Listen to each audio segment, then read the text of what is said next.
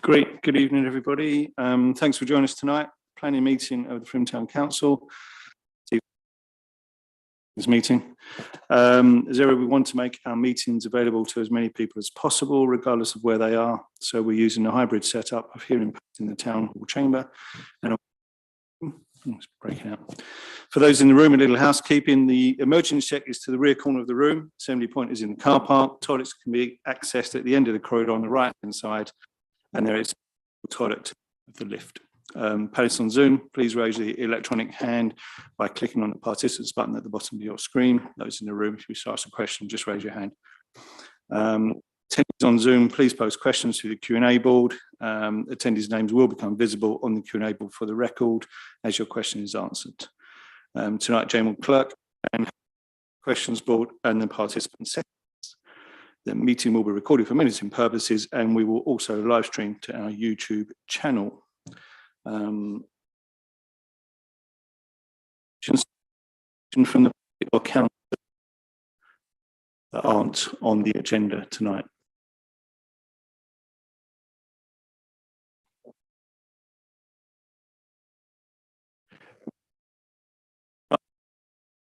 This is, if you want to say anything, this is your opportunity, sort of thing. Just sit through the meeting. Yeah.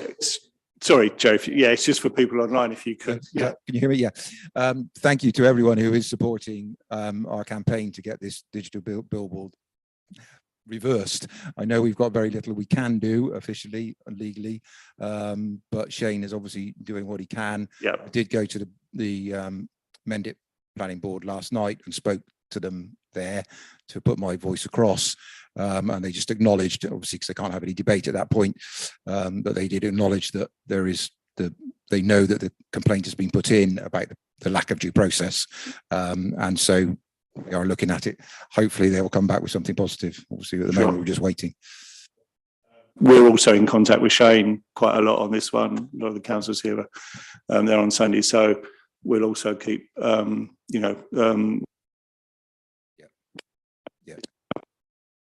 And obviously we've got a great support from the media as well. And I've even had a phone call from BBC Radio Bristol as well, hopefully to do an interview next week. So keep getting the message out there. Right. Thanks very much. Thanks, Jerry. Indeed. It's information from the public. Anyone else? Councillors? Actually, I'd just like to put one thing on the record. We found out this evening that the appeal for the Marston Lane location to build refused, so that won't be. That's great news. That's very good.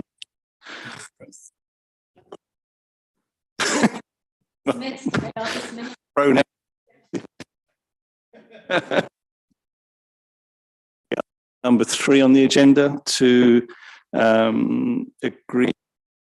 So I've got one from Lisa Millard. Thank you. We need the proposal to accept. Do we? Yeah.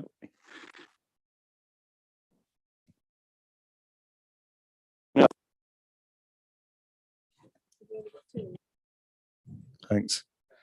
Item number 5 on the agenda to agree the minutes from the meeting of the 26th of January. If anyone's got any comments, if not, if someone could propose those for me. Thank you, Philip, Mark. All those in favour, thank you. Down to item number 6 on the agenda hang on.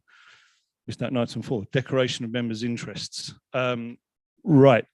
On advice of the town clerk, it's come to our attention that there is a registrable interest in item number 143 on the agenda tonight. And that registrable interest, is it 143? Yeah, 143. Yeah, I'll do this one first. Basically means that as a councillor, I cannot either answer questions, basically enter any discussions, or basically talk about that particular item on the agenda. There is also another item on the agenda, number 156, which is the same issue. There is a registrable interest on behalf, therefore as a councillor, I cannot talk about that. I cannot declare an interest for other councillors. Other councillors will have to declare their own interest. So as chair, I'm declaring interested in that, and it's down to other councillors if they want to declare an interest or not. Yeah, I have a registrable interest in item number 143 and won't speak on it. And also I know the owners of 175. So, but we're not discussing it. But I do know them. Oh, is it 156? Clarify what the interest is. There is, from Town Council are the applicant on number 143 on the project. Therefore, that is one interest, and that's the main reason why we can't discuss it at this meeting. I think the same applies to 156, doesn't it? Yeah, so I also have an interest in 156. As do I. Declare other registrable interest in 156 and 143. As do I. Same here. Okay. And for the record, the applications are numbers 156, which is the removal of trees on North Parade Park, North Parade from Somerset, and item 143. Let's just get the terminology right. Excuse me. Which is land at Station Approach Frome. Okay.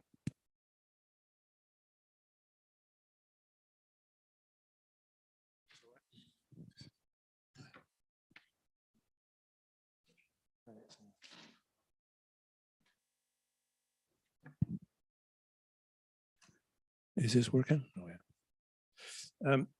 So you've all received my 10-page email concerning the this bike project, and now you've admitted now that you've declared interest, and so there's no further discussions until I believe there's an officer who has been approved to sort out the further discussions, or We won't be discussing it. It'll go straight to Mendip. that, straight to Mendip. But they have an independent officer that's coming around, etc., etc. Is that how it works? There is a planning officer at Mendip who will be dealing with the application. So that will be the person that makes the decision. Right. So he's not independent. Well, Mendip District Council and Frome Town Council are two different bodies. So they are independent of us, yes. Yeah. Okay. Okay then. So I'm going to be a bit slow here. I forgot my glasses.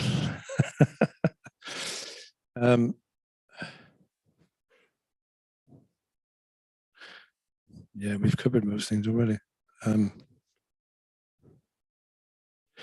So I did read that on the social media that's going around, it's not very nice to read that.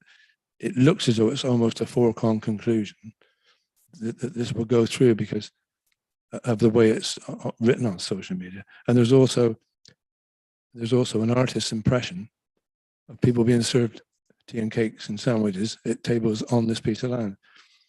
And I can't say how strongly I am against this.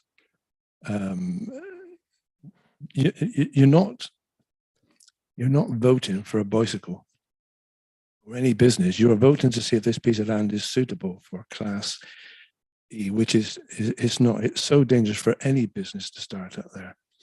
And do we know if the highways are going to get involved with this? Because there's no comments yet from highways, so we'd like to see that.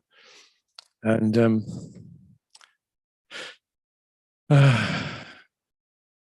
so I'll just finish by saying that this application is flawed from the start, and on behalf of the residents from Butler's Gardens and most of the nearby businesses, we would like to ask Frome Town Council to withdraw this application and find a more safer and appropriate place where this can operate. Okay. Steve, just again for record, it's Steve Holler talking about item 143, the project. All I would say is I suggest you put your comments to Mendip District Council, who will be looking at this.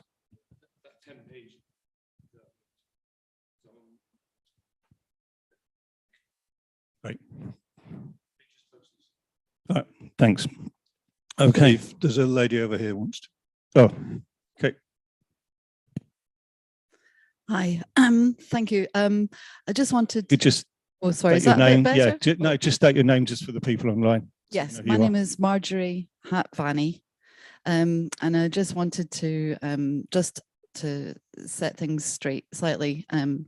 To that certainly there's been no social media that we're aware of, certainly not from our organisation, which in any way has sort of tried to portray that anything was going to go ahead as a matter of course, certainly not. So that's just wanted to correct that for the record. And what other people do on social media, or I certainly am, we're not aware of anything, and certainly nothing has been done from our side to give that impression. And the other thing is that we commend the application and think that it's we're addressing all concerns and regards, and we warmly commend it. Thanks very much. Sorry, can Thank I you. just ask for clarity? You said our organisation. Can you say who you're from? beg your And can pardon, also sorry. we understand what his relationship is to the land as well? Because I feel like there's a bit of Hi. chaos there. Well, I'll just, I'm Marjorie Havani, and Alex and I are in the Froome Community Bike Project. Thank you. Yeah. Thank you. We move on to other items on the agenda. If there's no other questions or comments. Right, Jane, over to you. Thank you. Please bear with me, everybody. I haven't done this for a while and I need to share my screen. So just bear with me while I find it.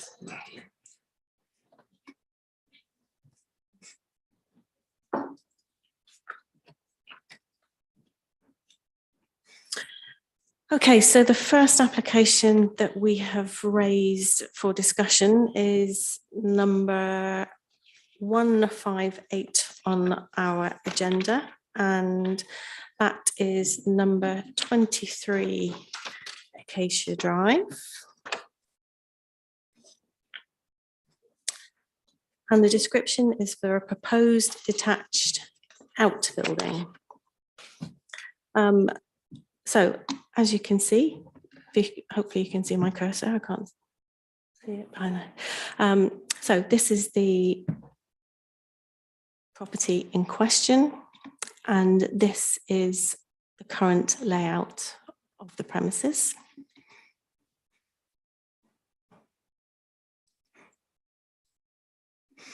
And here we have the proposed elevations of the outbuilding, which you can see donated here. And then here is the proposed site plan, and you can see the location of the outbuilding in the corner here. So I think the only thing that we weren't necessarily clear about was what the proposed use of it was, and not whether it would be self-contained. Just to point out, the only reason that that might be an issue is because generally when we see outbuildings, if they are self-contained, they're then conditioned so that they can only be used in relation with the main property and not sold or let separately. So I think really that was the only point that we needed any clarification on. It doesn't appear that it will have any direct impacts on any of the neighbouring properties, and that it will be largely screened due to the existing hedges. So that's all I've got to say about it. Over to councillors. Sorry, Nick, can you use a I'm Nick White. I'm the owner of 20 Theatre Close, and it's a salon that we're building for my wife. so she can go back to her back to her roots. That might be the name of the salon, actually. She's going to go back to hairdressing. So earn a few quid because I'm retiring. So yeah, it's going to be used as a hairdressing salon. Okay, thank you. Any other comments, councillors? Any other thoughts? No thoughts. No, I think if that's the case, I've no reason to object to it. Agree.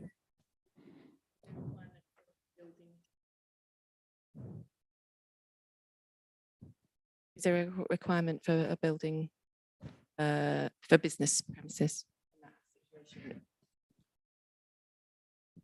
I think it would be beneficial if it was clarified as part of the application that that's what its use is going to be, but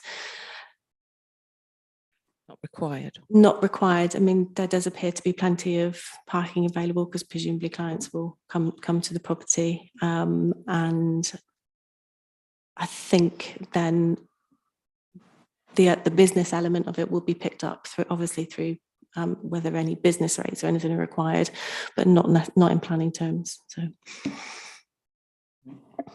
Thank you. On the basis of the usage of the building, I'm going to propose no objection. Anyone else has any comments? Oh, that one. Second. Thank you, Polly. All those in favour? and that's unanimous. Thank you. Thank you.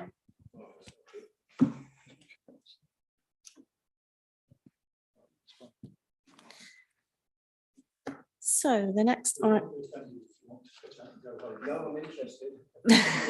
Never had an audience like this. Well, we did when we discussed it with Garden Village, when it was about 200 people. Participants outnumber the councillors. Yeah, it's quite frightening actually.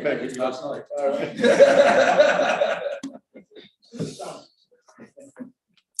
so the next item that we've highlighted for discussion is number 161 on our agenda, and that's land at Upper Leys Lane in Frome, and it's for the erection of 2 dwelling houses. So as you can see, here is the application site, and you can see that there's currently 1 house sited in quite a large plot. And again, on the other side, you just have the block plan detailing that slightly more. Then we moved on to the proposed block plan and site plan. So the original building is here in the middle, with dwellings proposed either side.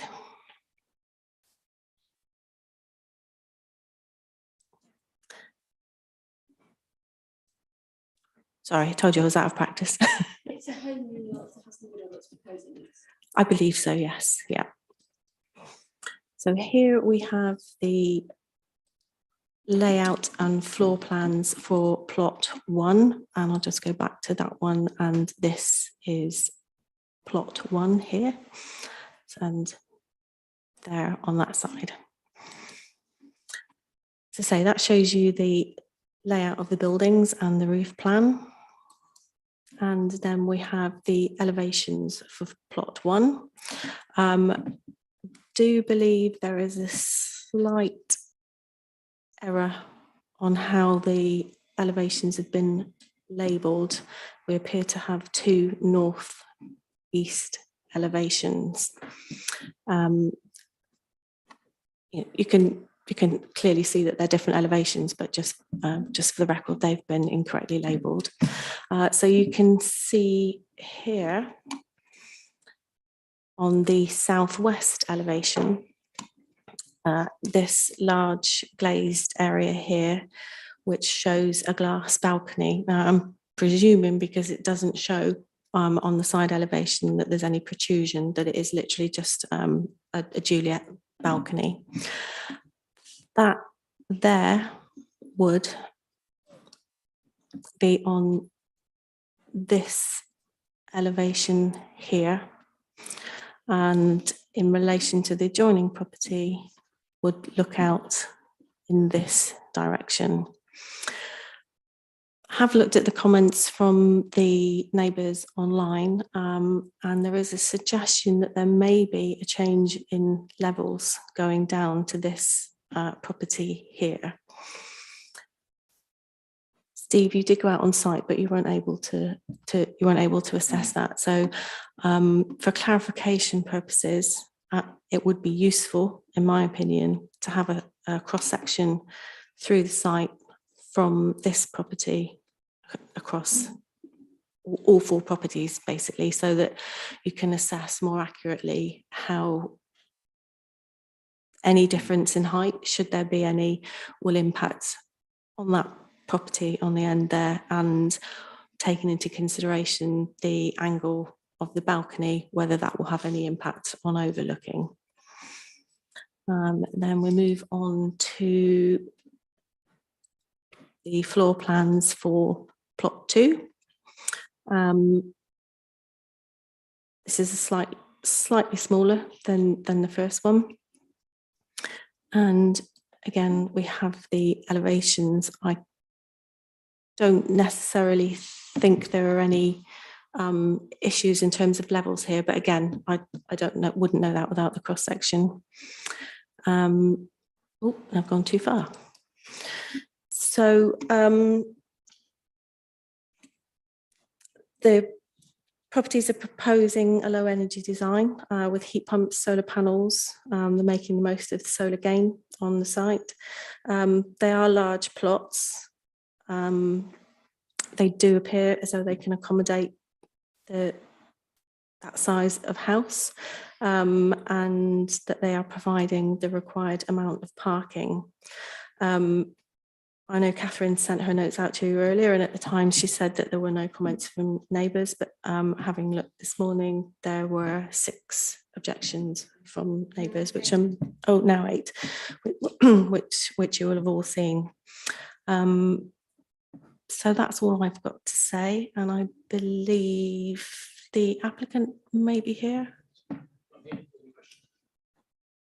Thanks for turning up.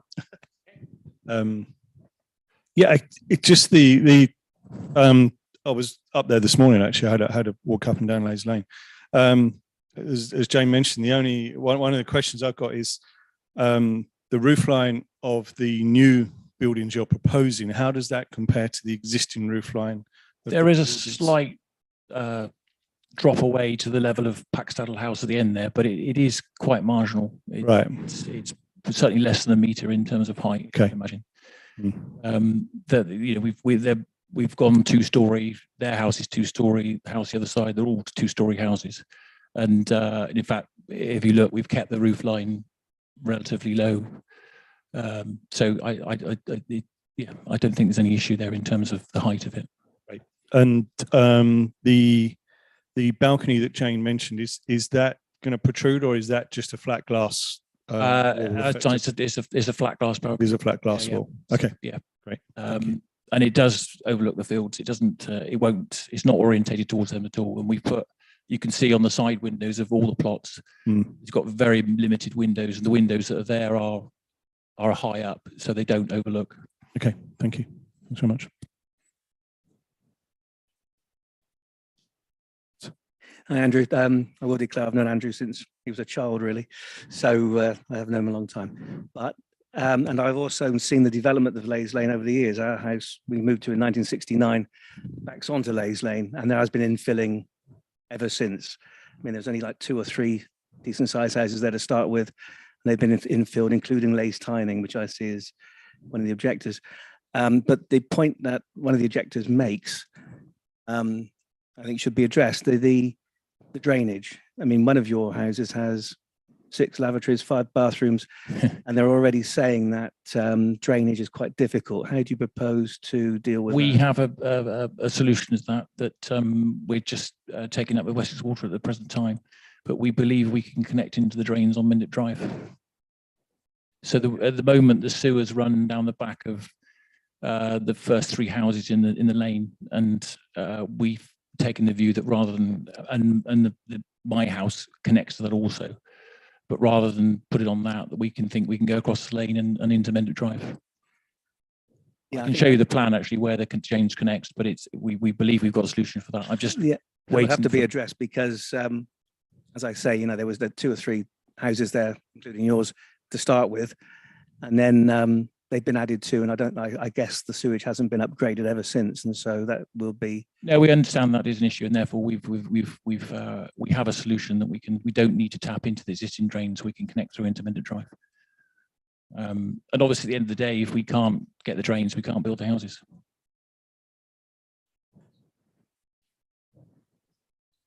Yes, Fiona, sorry. Again, just looking at the objections online, seems to be quite a lot of comments about cars and parking, that Lays Lane is single track, and there seems to be suggestions from the objections that there would be issues with parking. Is that? You can see there's plenty. If you go back to the actual site plan, They've both got garages. both got garages. There's both got plenty of parking. There's at least 2, if not 3 parking spaces on each one of them. And in fact, because obviously the lane is narrow, but we're actually widening one of the entrances and creating another entrance, which in effect creates another parking space as well on the lane.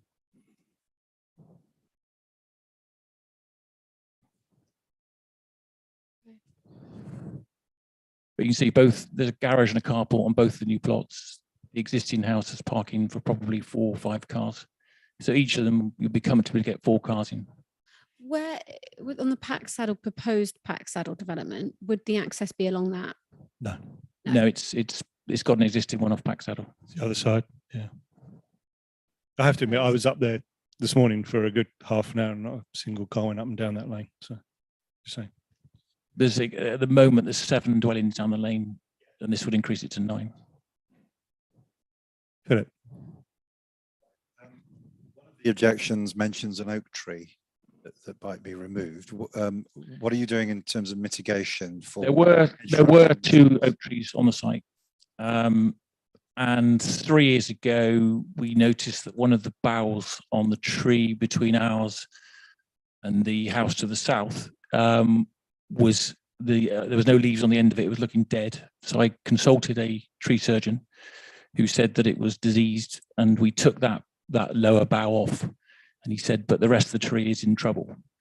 The insurance guidelines for oak trees is that you should not have an oak tree within 30 meters of a house. I can show you the paperwork on that. That was within 15 meters of my neighbor's house. And the tree surgeon advised that it was diseased and was too close to my neighbor's house, let alone my own house. The other tree on the other side, which was a younger tree, was also within about 18 meters of my house. And the recommendation is 30 meters. When they cut down the bigger tree to the south, it was clearly diseased. It was black in the middle, and it was clearly the right thing to do. And the other tree was too close to the house. So notwithstanding this application, those trees would have been taken down. Am I correct in saying that for the, I don't know if it's 1 or 2, but for the lower one, as we look at the plan there, the one at the top, it's the lower part of the plot. Yes. You said you create a new entrance. Effectively the existing entrance gets widened, if you see, because that's the existing entrance to the house, to the existing house. As I understand it, in that second plot, you have hedgerow that goes all the way along the boundary to Lays Lane. Yes, the top plot, there is a new opening in there. You can see to the right, yes, where so have you undertaken any plans to mitigate the removal of hedgerow to create the entrance, and also any trees that you might have to take out? There's no trees to take out there. There is a hedgerow. It's a very mixed hedge of all sorts of different materials in it, of different types of tree, mainly have been wild seeded. We will, obviously there will be a planting scheme on the site, and we will endeavour to replant where appropriate.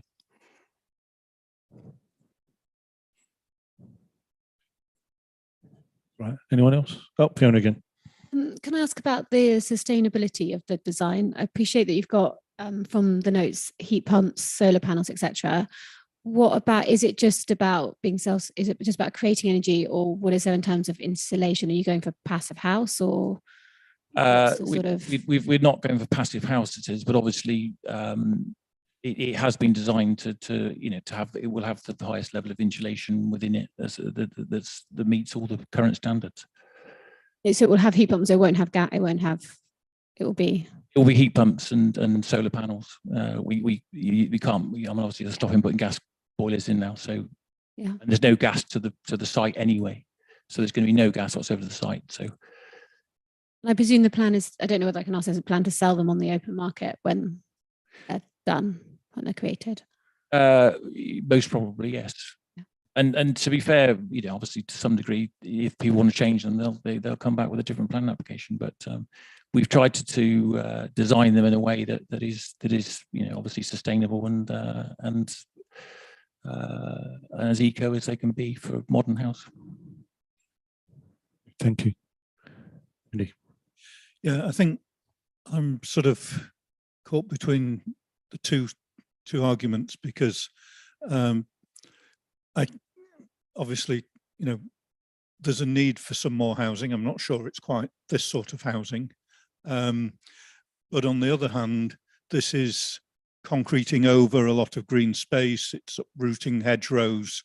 You know, it's got a significant impact on the biodiversity and ecology of that area. And I've not really heard anything that convinces me that you've done anything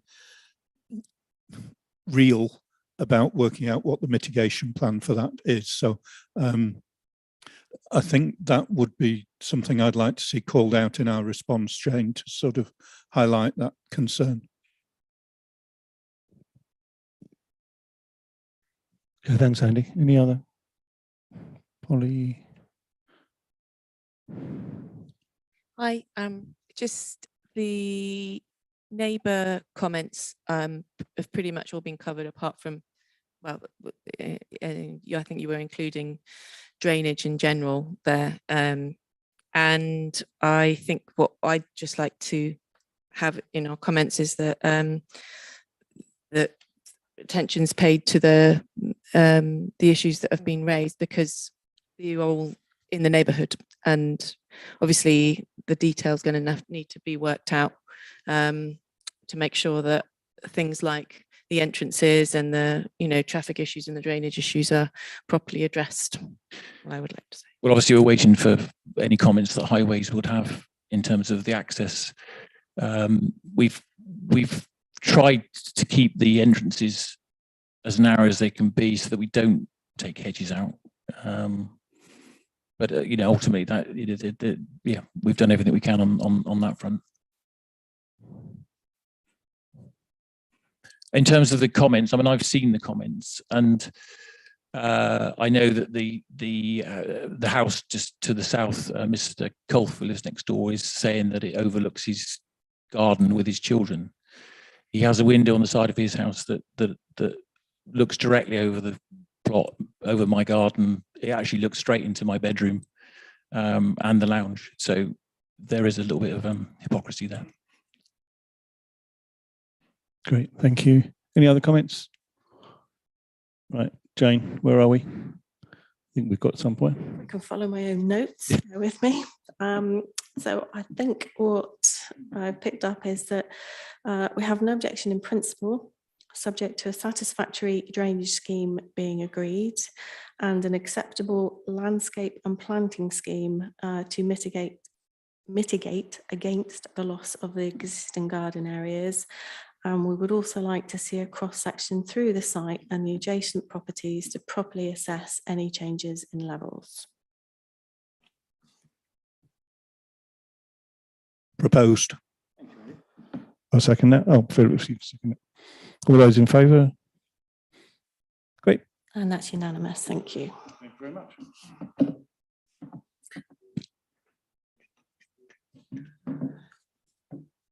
Thank you. Thank you.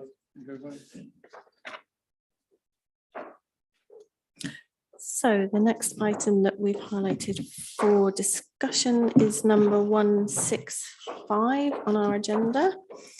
And that is, bear with me, and that is land north of Wallbridge Gardens, and it's for the erection of one dwelling house.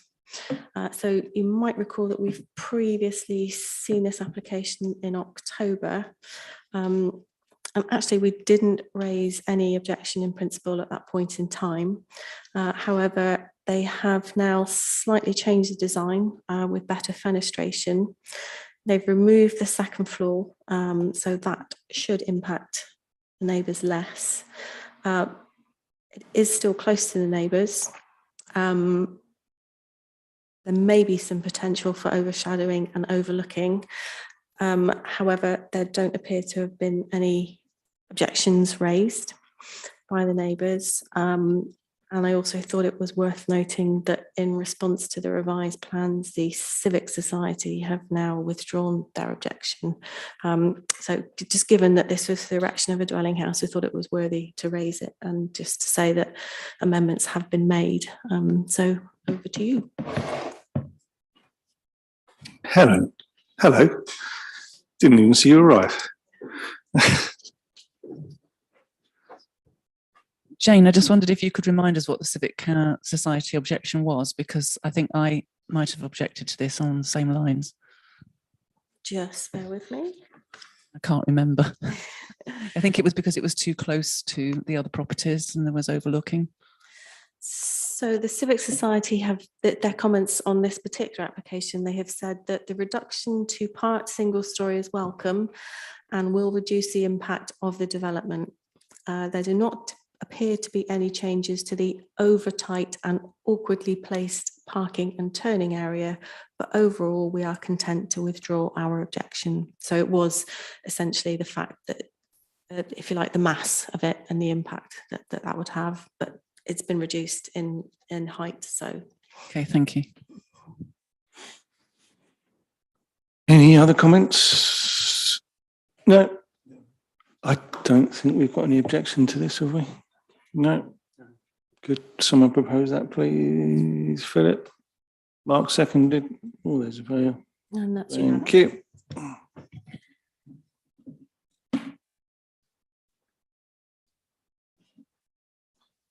So the next application highlighted for discussion is number 166 on a list, and it's 1 Farmhouse Drive. And this is for the erection of a first floor rear extension. So you can see the proposed site here. And here we're showing you the existing ground floor plan and the existing first floor plan. And then we move on to the proposed ground floor plan and the proposed first floor plan. So you can see that the area of the first floor extension is shown here in, it looks green on my screen. And that will provide a further bedroom, bathroom and study. You can see the existing elevations here. And then if we look at the proposed elevations, you can actually see the extent of the extension shaded from each side. There is an objection from one of the neighbours concerned about the overshadowing to the property. I believe that's possibly number 2. Sorry, the person who lives at number 2. So it is a detached property, but then I'll just go back to the site plan, you can see, but the neighbouring properties are quite close. I'm just going to move on to show you the photograph. So the extension that we're talking about will actually take up the whole of this area here at the first floor level. It does appear that potentially that is going to have quite an impact in terms of overshadowing. And are we north, south facing, or? Hang on, let me go back to the. So yes, it will be north. So this is north here. Yeah, so that's going to block off quite a lot of sunlight from number 2. Yeah. So yeah, I mean, that's that's my view really, and over to you to hear what you think. Thank you, Jane. Any comments? Philip first. I would have some concerns for the reasons that have just been mentioned about the size of it, because the property next door that you can see is considerably smaller, and it is on the same plane, as it were, but by this extension coming up one floor, it effectively doubles that whole space in terms of volume, and I think has quite a detrimental effect on the neighbour's house and garden. Anybody else? Any comments? Fiona? Say that I think the person in next door who you picked up on, just reading her objection online, I mean, she does really make the case it will dramatically reduce the natural light, I think, as we've sort of said. So it does, and that does feel like a very strong reason. Thank you. Andy? Feels like it would potentially create a really massive property on a not very large plot.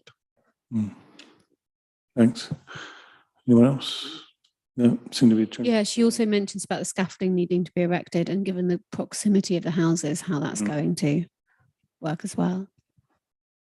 It does seem general concerns over the size, sort of overlooking and loss of amenity, doesn't there? Coming to the conclusion. So Jane, over to you. Thank you. I am suggesting that the proposed extension will have a detrimental impact on the amenity of the neighbouring property in terms of overlooking and overshadowing. And obviously that's an objection. Okay. Yeah. I'll propose that, please. Philip again. And Andy seconding, and all those in favour. It's because he's in my eye line. Yeah. Unanimous. Thank you. Thank you. Not a race, Steve. No competition. No competition. So that was all the applications that we had highlighted for discussion. So unless there is anybody who would like to raise any of the other applications for discussion. Oh yes, there was one about a cat slide roof.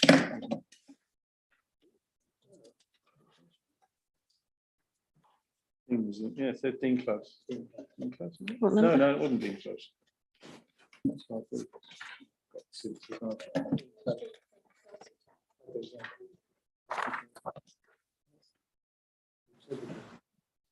Yeah. Can't find it now, apologies. 5.9, I think.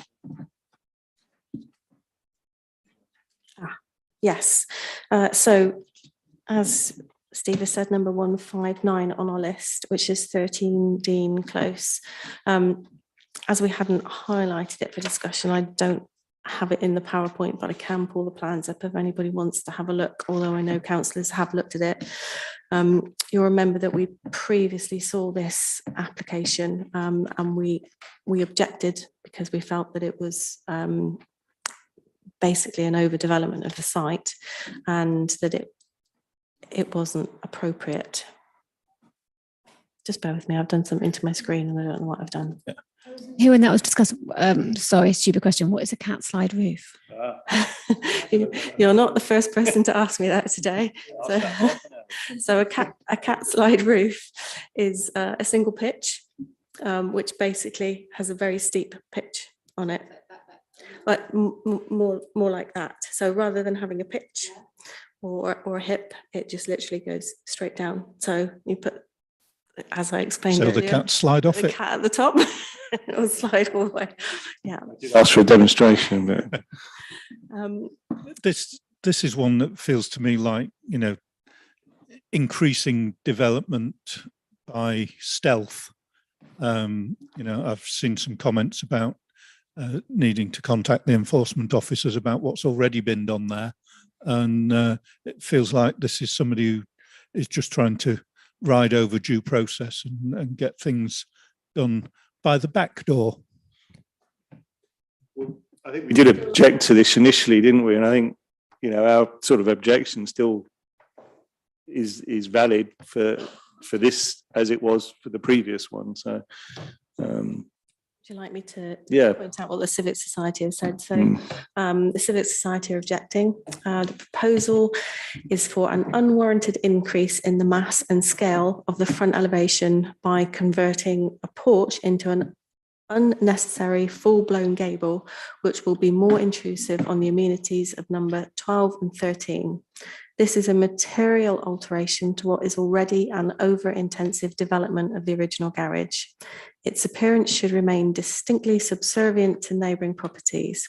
The application should be refused, and if work has started, it should be reversed and the original redesign restored.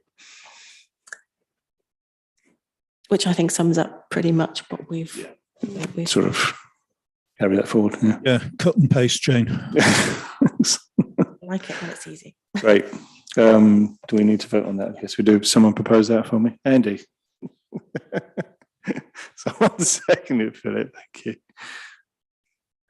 And that's unanimous. Thank you. Are there any others that anyone feels a need? Helen. Actually, there's one more I just want to make a comment on before we leave, but go on after you. Well, there's two things actually. I want to say something under any other business as well. Okay. Yeah, which you may want to also say some things about that. But also 164 on your list, it's number 4, Redland Terrace. I spoke to someone who lives in Redland Terrace and I said, what do you think of this then? Who lived in Redland Terrace. Some of you might know who I'm talking about. But I went to have a quick look and I did notice that along the back there, a lot of the bins, I think, were out. It was the day I was there, it was bin day. When some of the other small kitchen extensions where they put applications in to go all the way across the back, there have been complaints that it means that there's nowhere to put the bins. So then the bins end up in the sort of passageway. And this friend of mine who used to live there said that is a fire risk. And as a matter of fact, one of the bins was set on fire and the house that's on Butts Hill end had got some marks all the way up the side of the house where a bin had caught on fire.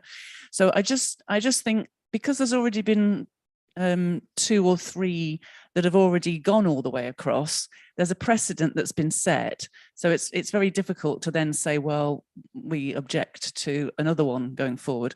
But there is also the fact that it's a conservation area. I sent you an email about this, but it was about 5:30, so you might not have seen it. All the new extensions on the back are all render, and one of them is like a dark slate blue. And again, you could say a precedent has been set, but I think it would be nicer in a conservation area to make it some sort of rubble stone or something like that. So I just wanted to bring it to your attention. I don't have strong views about it.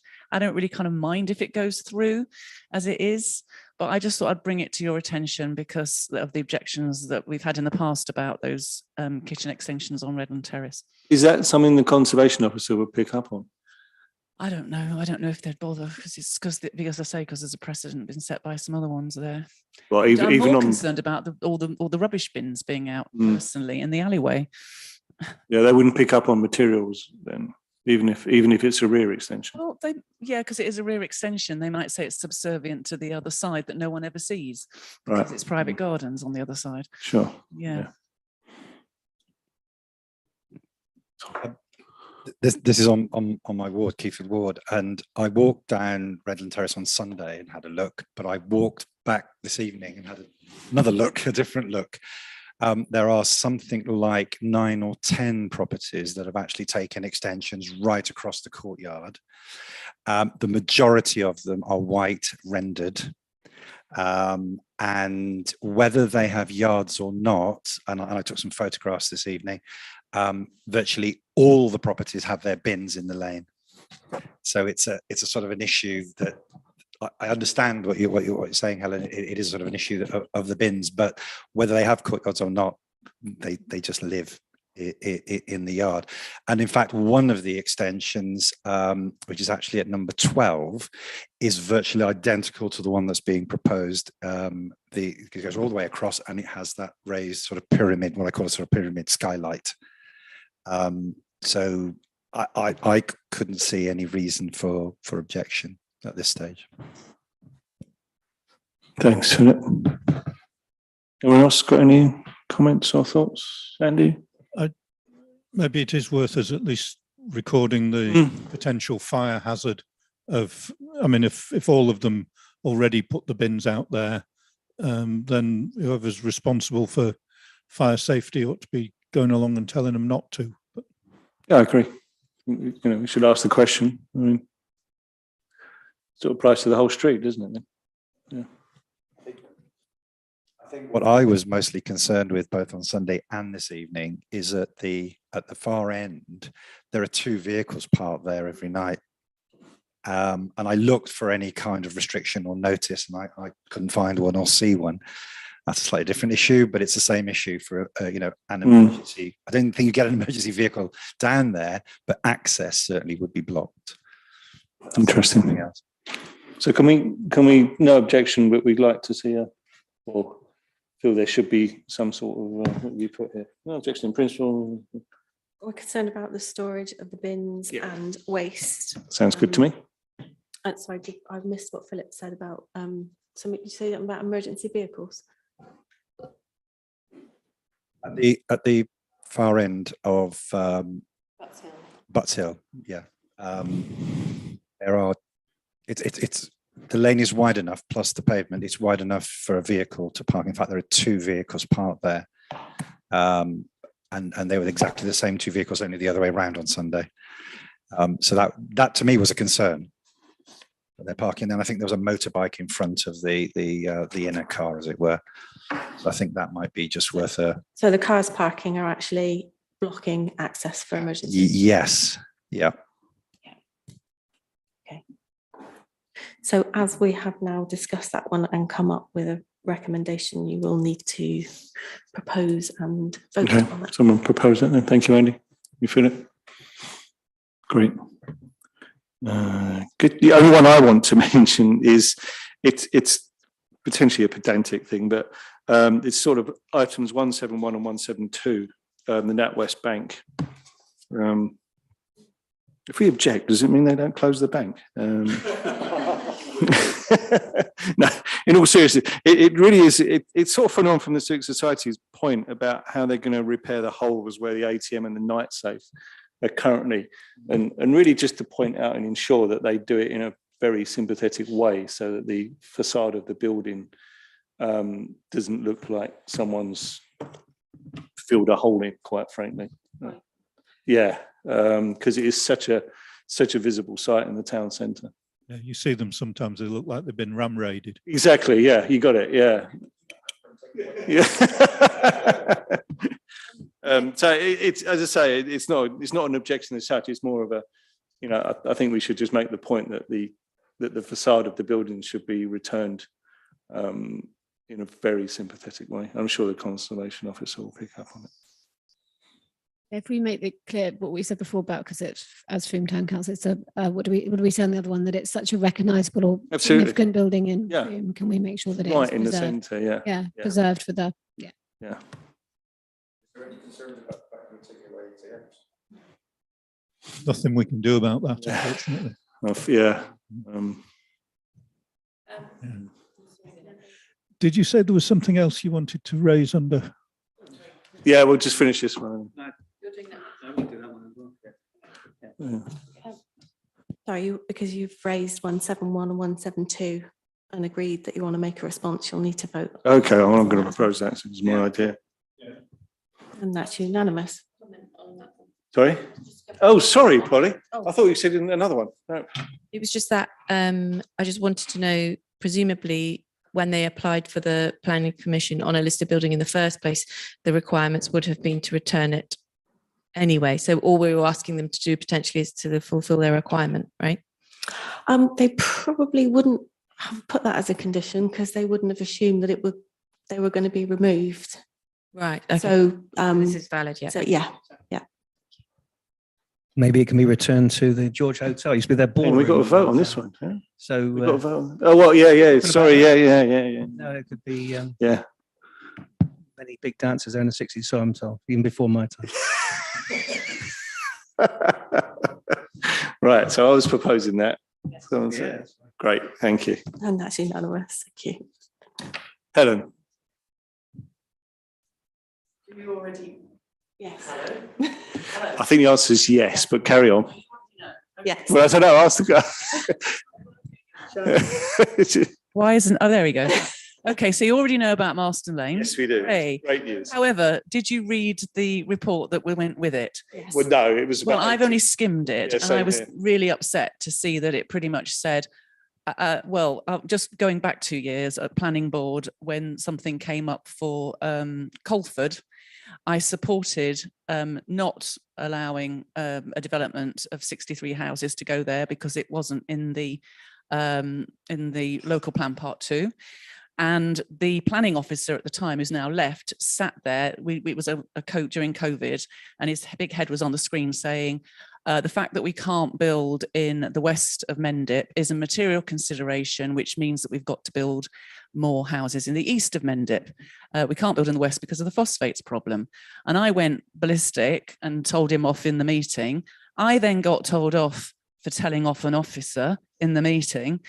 I had to be respectful to officers. And I said, okay, yes, I have to be respectful to officers, but can we please establish whether or not it's a material consideration? No, it isn't supposed. And yet in the appeal judgment for Marston Lane, he actually said, well, we can't build anywhere else, so we're going to have to build in Frome. And we've got these housing targets and there's nowhere else to build except in Frome. And the same with the reallocation of the 505 houses that have recently been rejected for Norton St Philip and Midsummer Norton. They've got to be, the implication is it's around Frome. So it feels as if, and I've been told by some people that were there that there was a landscape consultant saying things like, oh, well, this is a really important view. It's much more important than the area around the Selwood Garden, where the Selwood Garden Village is going to go. But there was nobody there saying, well, actually, no, there's far more footpaths in the Selwood Garden Village area, far more usage down there. And so I'm actually, although I'm pleased for the people who live around Marston Lane, and I'm pleased for Frome that this has been dismissed, I'm not pleased about the logic that's been used in this, because I'm very concerned it's going to come back and bite us, and it kind of feels like Selwood Garden Village is a done deal. So I'm pretty annoyed about that. So that was the first thing, and you might want to comment on that. But I also wanted to talk to you about the new constitution for the Unitary Council, if you haven't heard that news either.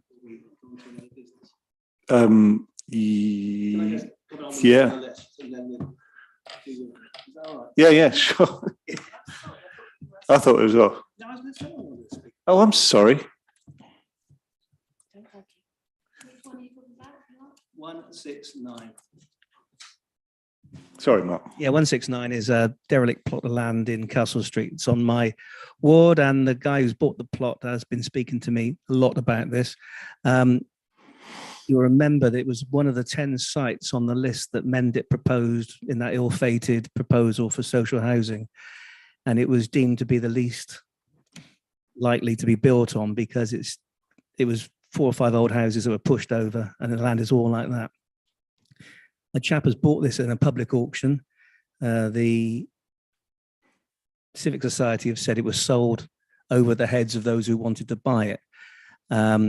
Well, if they'd wanted to buy it, they could have gone into the public auction with the chap who's actually bought it. They are concerned that we'll get an application to build on there. Well, we will get an application to build on there. He wants to build some sort of, I speak to him quite regularly, he wants to build some sort of eco house there for his family. It's going to be a very, very difficult build. The trees that are proposed to be felled are, well, they've grown up in the last 20 to 30 years, so they're nothing substantial or heritage or whatever we'd like to call them. So I just wanted to sort of put on record, really, that there will be an application coming for this. The chap is keeping in touch with this council. He's asked to meet us on regular, will ask to meet us. He's also taken on quite a big undertaking there, because he's now responsible for the big wall that holds up the whole of the thing to stop it all falling into Sun Street. So it may be quite a difficult thing he's undertaken there. But I just wanted to note that, what the Civic Society said about being sold over their heads. It was a public auction, was advertised. Other people didn't get together to buy it, which they could have done. So that's all I wanted to say. And so we defer to the tree officer for the trees that are there. Indeed. Thanks. Don't we need to vote on that, do we? It's on standing anyway. Yeah, no, I think Mark was making a comment rather than. It wasn't for, yeah, it's just I wanted to comment, right, just to refute something that's been said, that's all. Great, thank you. Nothing else. Thanks, Helen. On just going back to the Marston Lane, yeah, I was at the, as was Jane and Catherine, we were at the appeal, and there were a few comments about Selwood Garden Village that certainly raised our eyebrows at the time. And I noticed, not that I've read the report, but I noticed it's commented in the report as well. So that's, yeah, something that we need to keep an eye on going forward. It is a victory. I think we're all, it is a victory that, you know, that speculative development, you know, is going to be looked at. And I think for that we should be grateful, but it is battles and wars on these things, isn't it? Yeah, Carol. The lady who originally wrote the report, who sadly died last summer, the planning officer. What we were in a case there was of upholding Mendip's refusal, and she was the same lady that refused Wayne Holmes, the terrible development off Little Keyford Lane. It was originally, and it's now been improved a lot. And so she stood up for something. What my concern is, obviously, with Selwood Garden Village is that the planners will feel boxed in, and by allowing it to go ahead, it will tick so many boxes for them all. They'll just, everyone else can relax, because it means that they won't have predatory development around their own towns and villages, if only Selwood Garden Village went through. So there's so much pressure on it.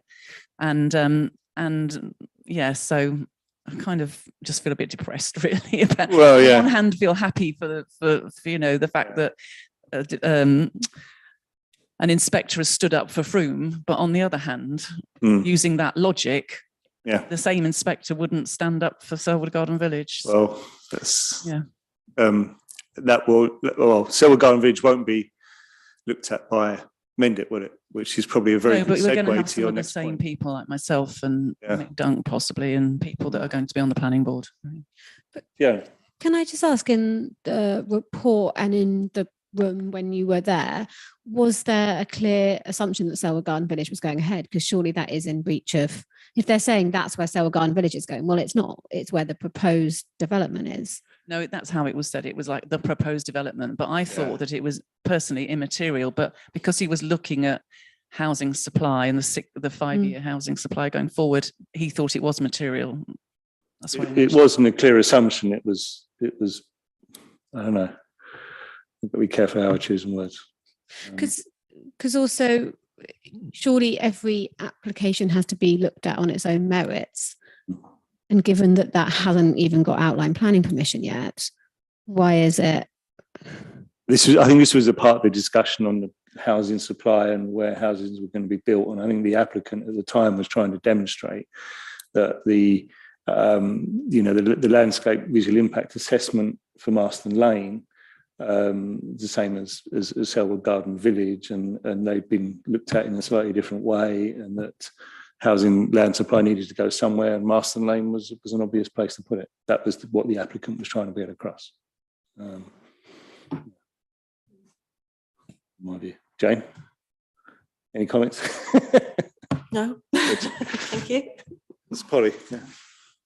Thank you for bringing that up. I am tired of this argument being absorbed that it's all about phosphates elsewhere, and so therefore we, you know, and if what you're saying is that you've picked up that it isn't a material consideration, then it just needs to be mentioned every time. And so I think it's really important to raise it everywhere you can. Yeah, the phosphates issue though, when there was a development passed at the last planning board, wasn't there, that was in the area, and phosphate mitigation had been agreed by DEFRA? Yeah, that was because a local farmer had said, I won't do pig farming anymore and I won't put slurry on the fields. Therefore, this many tons of phosphates and nitrates won't go on and ammonia won't go on the fields anymore. So it was partly to do with a farmer not changing his farming practices that counted towards the mitigation scheme. It's like a kind of offsetting. That's right. Yeah. It's a kind of offsetting. And one of the big sort of issues around offsetting is that there often isn't enough land to offset onto. And so that I don't think that is going to be a typical, I think that was a one-off really. You know, again, it was counted like a bit of a victory, but in a way it wasn't, because I don't think we're going to get that many farmers. I mean, it'd be great if lots of farmers did stop pig farming and putting slurry all over the land, but you know, it would be great if we put it out as a case study, but I don't think they're going to be that many. I think they're going to have to find other ways to do it.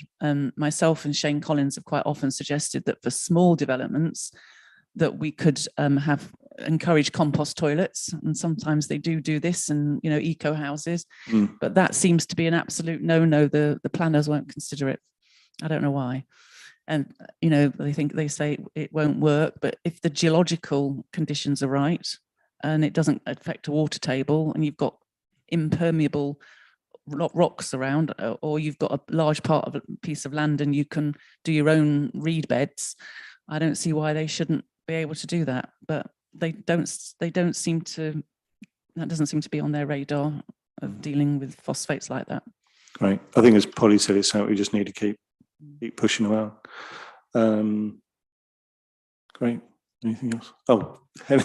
So just for information, I don't know how many of you follow things like the new constitution at the Unitary Council, but we were presented with the new planning arrangements. And I think you probably know that originally at the first meeting on the 30th of January, there was a kickback from a lot of the new councillors that said that they wanted to keep the sovereignty of the area planning boards. That was agreed. However, legally, I just think you ought to know that they are still going to be one big strategic committee, and these are going to be subcommittees of the strategic committee, and these subcommittees will be making recommendations. So although it will appear that they're making a decision, it is a recommendation which will go up to the strategic committee, and that strategic committee is expected to just accept it, not to what as in the original wording, to agree with it, overturn it, or refer it back or whatever. So that's number one. It's the area boards are still going to be subcommittees, all right, and the representation, the political representation on those boards normally would have to reflect the representation across the whole of Somerset, which means that in South Somerset, for example, where they've got no Greens, Labour or Independents, it would mean that I, as a Green, might have to go to Yeovil to be on their planning board just so that they've got an alternative view. I don't want to do that. So we can waive that, as in WAIVE, waive it, and say that subcommittees can be appointed, and they're going to be appointed so that they reflect more and represent more the area of which I'm getting mixed up. I think you know what I mean. They reflect the area and the people that voted for. Yeah. So in which case we should have two Greens. I'm only saying about the Greens. Everybody else may be interested in the Lib Dems or something else, but the Lib Dems will dominate. But then at the second meeting on the 14th of February, there was also a rebellion about the amount of speaking time given. Do you know all this already? Oh, you've read it all. Okay, you know it all already. Okay. Yeah, okay. Well, it's just that now parish and town councillors can have more time each. So, for example, with Selwood Garden Village, when it comes up, Selwood Parish and yourselves will be able to speak, not just one. And also up to 5 speakers in support and 5 speakers objecting, which I thought was incredible. Yeah, but they still only get 3 minutes each, don't they? Yeah, but that's 15 minutes. 15 minutes, is that the total? It's 5 of 3.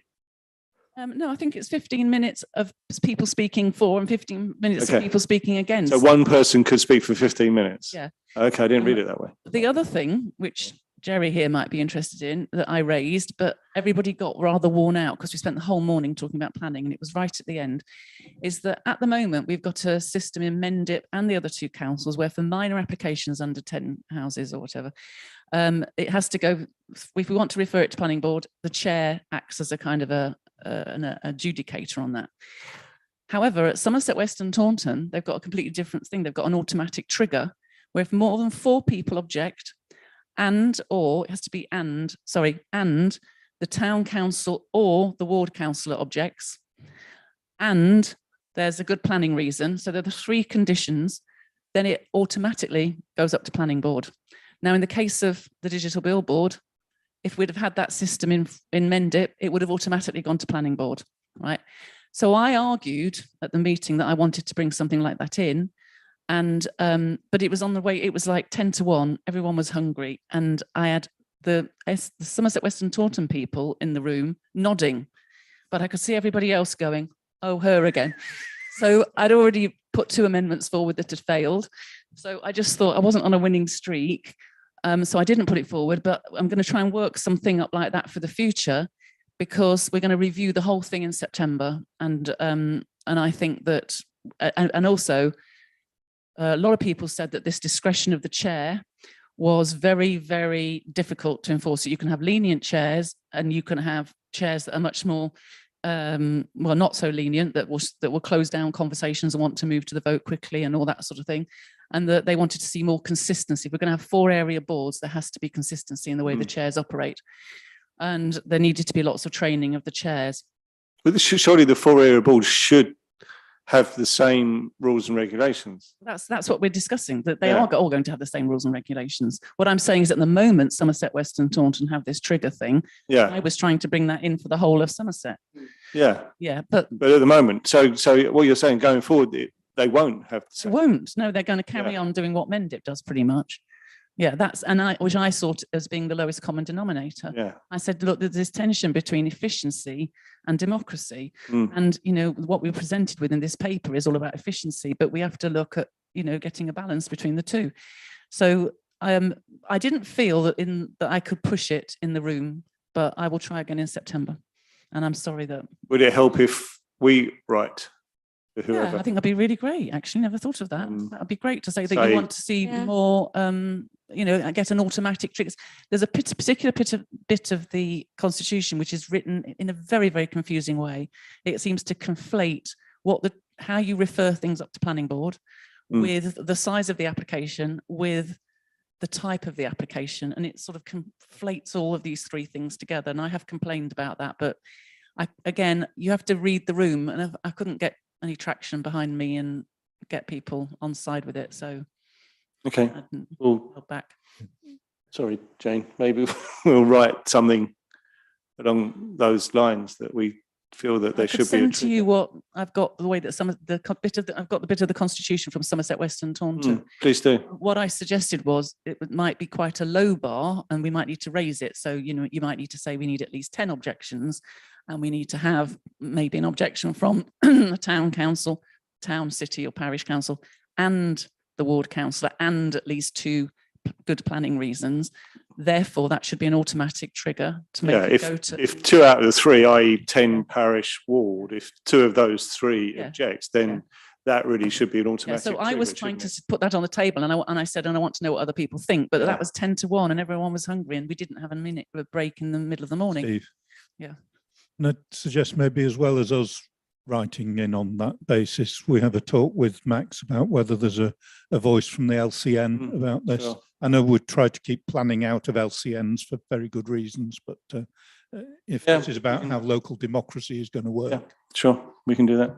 If you could send that to me, Helen, that would be really helpful. And also let me know who we should send it to as well. That would be helpful. Unfortunately, it seems as if this is a recorded meeting, isn't it? That a lot of the staff and the councillors from Mendip are actually leading this, but there is a cross section of from other parts as well. Yeah, be great. Fiona.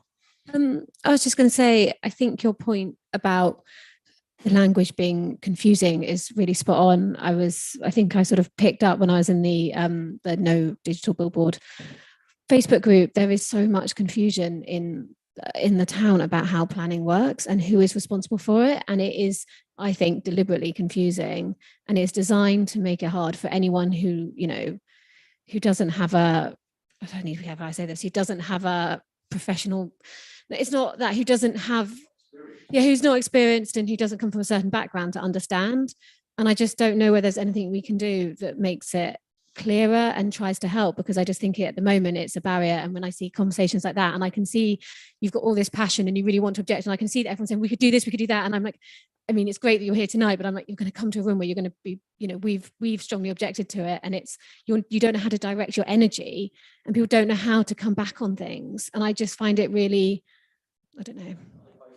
Basically, I stood back, came to the meeting, that meeting.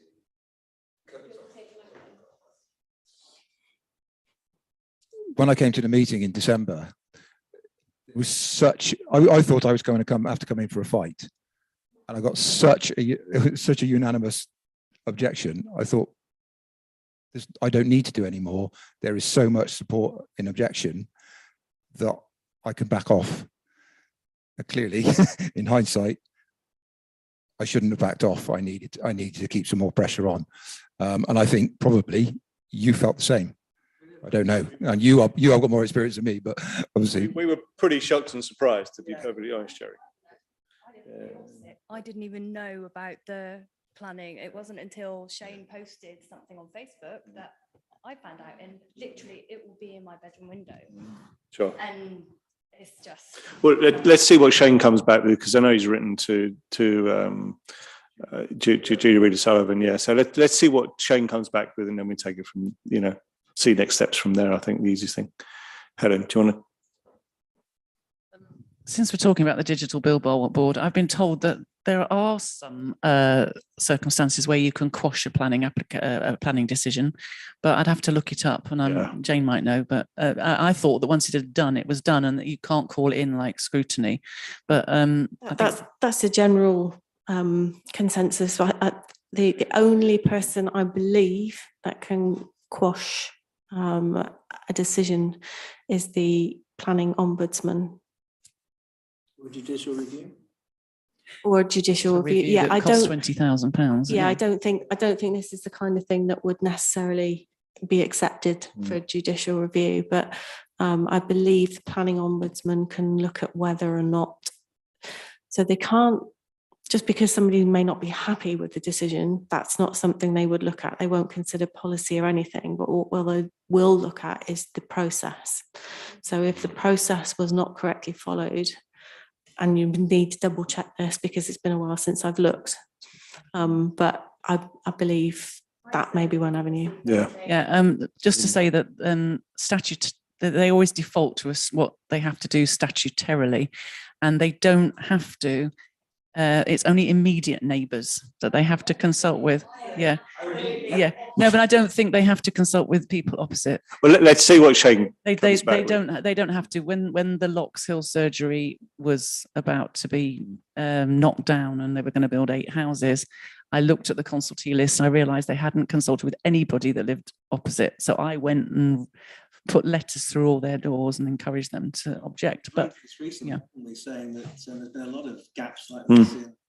But the other thing, I just think, as you might be interested, I did write it in an email to Shane, but I don't think he picked it up, was that the B&Q application, which went in, I think, in April last year, or even about this time last year, after they'd put the signs up and illuminated signs. So they were doing a retrospective application, has still not been determined, right? It's almost a year later.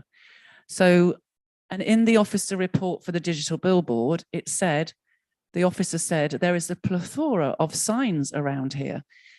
So I have written saying, why are you predicating why is the logic of your argument being predicated on the fact that there's lots of signs around here when these signs that are around here have not been approved yet? And I have not had a straight answer yet, but it's been forwarded to the enforcement officer, who looks as if they may now enforce against B&Q. But it's very confusing. No one's being transparent. So I've just written back today saying, can you please answer my original questions? Why did it take a year to determine this? And are you predicating, is it right to predicate an argument for one decision on something else that hasn't been decided yet? And if so, are we to have no control at all over how our town develops? Because they're just going to go ahead and do things, and it's all going to be retrospective. It's on. Yeah. Okay, with regards to Jewson, with regards to, okay, thank you. It isn't working, yeah. Yeah. The B&M's lights, that's probably what they're referring to, because they've got 3 massive security lights that are bright, that are facing not down where you would imagine they would need to be looking at, but straight across into windows opposite. B&Q, we actually went over and asked them to reduce it, to face it down, and they actually changed it. And I'm absolutely really pleased with it, because it's not shining in our lights, in our windows.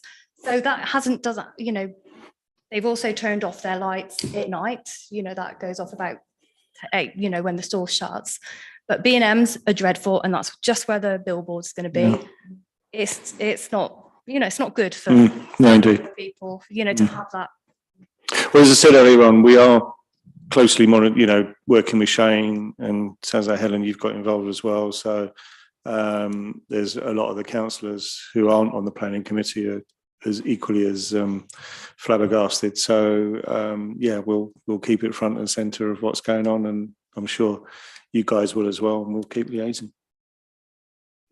Can I just go back to the point and say, with all this stuff that's changing planning with Unitary, is there an opportunity for us to do some sort of co-coms around some comms together around the new planning setup, and just keep it really simple and really tell people what they need to do, who, because I think it's that lack of clarity that just leaves people feeling, and then feeling really disempowered and not knowing how it works and getting frustrated. And I don't know whether we can do that as town council. I probably can't speak, but I just feel like there's an opportunity to do like a planning 101 double page spread in the Foom Times. It's like, right, this is what you do. This is who the people are.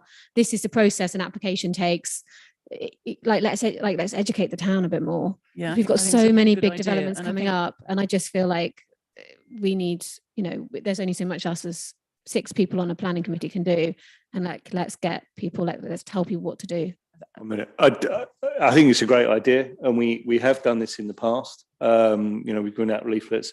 I think one of the issues we found at the time is most people are not really interested in planning until it directly affects them. So they look at a sort of double page spread in Foom Times and just go straight past it, because at that point it doesn't affect them. And then obviously when it You've got does, so many developments that are going to affect so many people. I agree. And we have tried, and it is no harm in trying again. Absolutely no harm in trying again.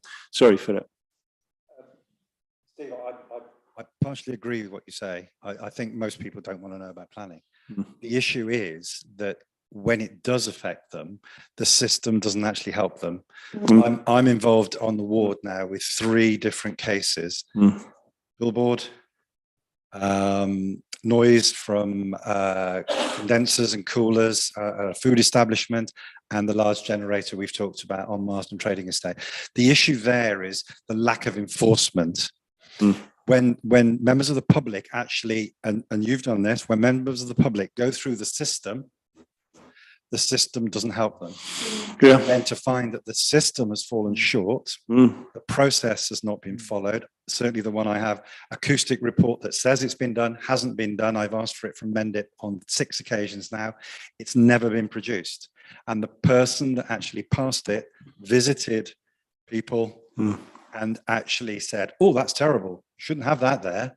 It was the actual person that passed it. It's their public record on Mendip portal. So it's that issue of, if people are going to have belief in the planning system has to be robust. It has to be seen to be robust, but also I think there has to be enforcement. And you were saying, Helen, about how these boards will set up and so on. There's some great ideas you've come up with. But I think one thing that I would keep saying is we need to have enforcement to make sure that when planners and developers say they're going to do something, they do it, or if we say that they're not to do it, whoever that board might be, again, that they don't do it, and that then at least people in the town do have some kind of redress. That is in our strategy for Unitary going forward, as you know, so fingers crossed we'll get something. Right, Helen, is this quick? I will undertake to push for it at Somerset County Council, but also my big thing is that they're short of ecologists as well. So I'm particularly interested in that. And it means they're all overwhelmed. I mean, there's a national shortage of planners and they're all overworked. So whatever we say about, that we might not agree with their decisions, they're often making it in a rush. Going back to the education thing, as an ex-geography teacher, it's something I used to kind of go on about, you try to get children to be interested in. But also when citizenship education first came in 1997, I think it was, I was really pleased because I thought, oh, people are going to learn about how local authorities work. It's not on the national curriculum, but it wasn't really put on the national curriculum properly and under citizenship education either.